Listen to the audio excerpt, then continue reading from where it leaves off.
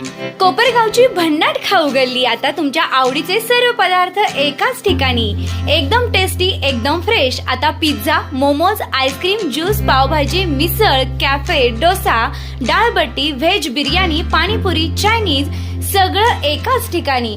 Taste एकदम जबरदस्त, quality full on आणि फॅमिलीसाठी बेस्ट व्यवस्था। आमचा पत्ता कॅनव्हास कॅफे, खाऊ गल्ली, निवारा कॉर्नर, कोपरगाव।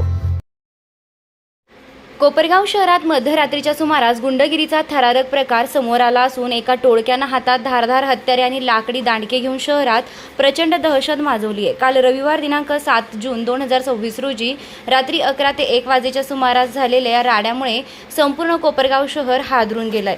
मिळालेल्या माहितीनुसार शहरातील विविध भागांसह विशेषतः धारणगाव रोड परिसरात या तरुणांच्या टोळक्यानं धुमाकूळ घातला। रस्त्याच्या कडेला उभ्या असलेल्या अनेक वाहनांवर या टोळक्यानं थेट हल्ला चढवला। धारदार हत्यारे आणि दांडक्यांनी वाहनांच्या काचा फोडत वाहनांचं मोठं नुकसान केलंय।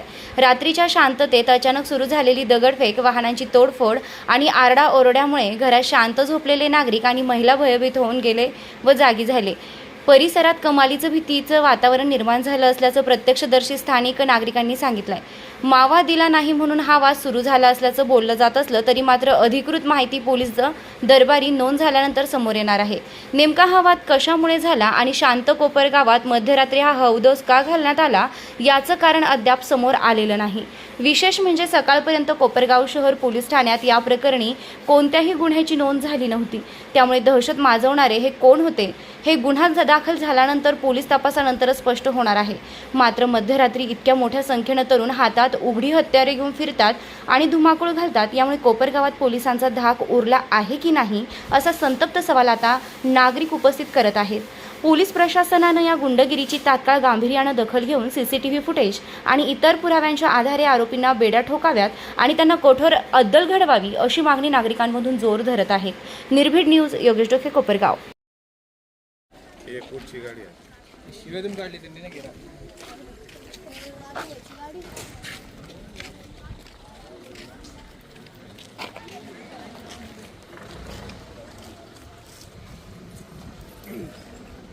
तलवार मारेल, तलवार एक गाडी आहे सलीम अंदर हो गया।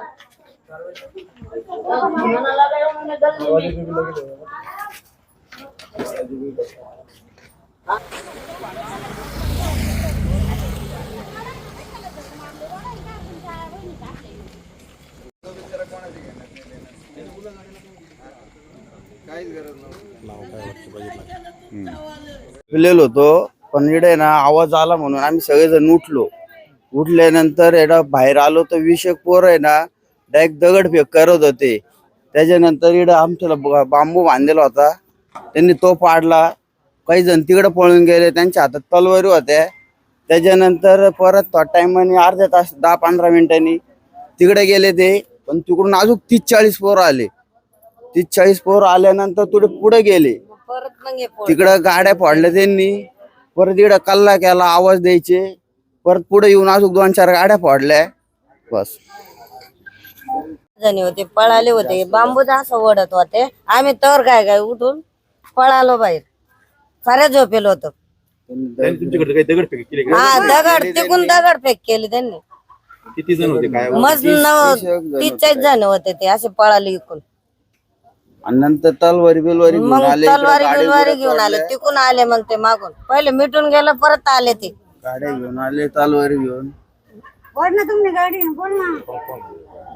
गाडी वगैरे फोडलेली त्यांनी, काचा वगैरे फोडलेले आमच्यावाल्या, दगड वगैरे फेक केलेली, भट्टीवरचे सगळे दगड उचलून गाडीला, आमच्या मोटरसायकलीला पण लागलेले। आमचे बाबा बाहेर झोपलेले होते, बाबांना पण लागलेले। वीसपुते सराफ, रौप्यमय अधिक मास, चांदीचा साज असा जो प्रत्येक लुकला बनवेल खास। या पवित्र अधिक मासात आपल्या लाडक्या जावई बापूंचा सन्मान करा शुद्ध चांदीच्या सुंदर भेटवस्तू आणि आकर्षक सौभाग्य अलंकारांसह। चांदीच्या पायल आणि जोडवींवर मेकिंग चार्जेस मध्ये तब्बल 35% पर्यंत सूट। परंपरेला द्या सुंदर साज आणि नात्यांना द्या चांदीची झळाळी। वीसपुते सराफ, सौंदर्याचा सोनेरी ठेवा। Shri Deepak Baburao Visapute, Ekvira complex, Dharangaon road, Kopargaon.